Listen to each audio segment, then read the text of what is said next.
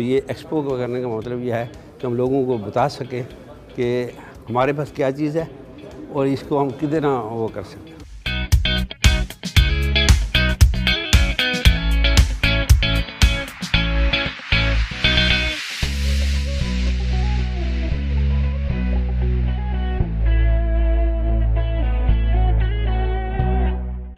जहाँ तक इसके इनिशिएटिव का ताल्लुक़ है तो मैं तो इससे बहुत पुरुउम्मीद हूँ और दिल से दुआगो हूँ कि ये कामयाब हो। तो इस किस्म के एग्ज़िबिशन से डेफिनेटली हमें बहुत बड़ा ब्रेक थ्रू मिलेगा।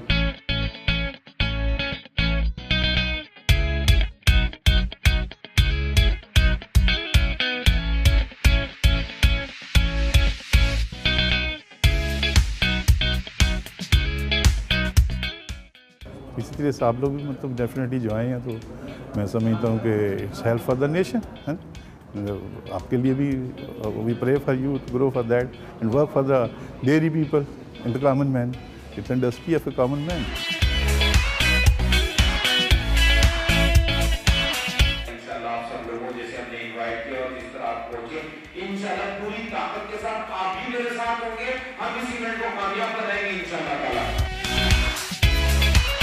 This is one platform which will bring all those people and stakeholders so they can work out something good for the industry as a whole.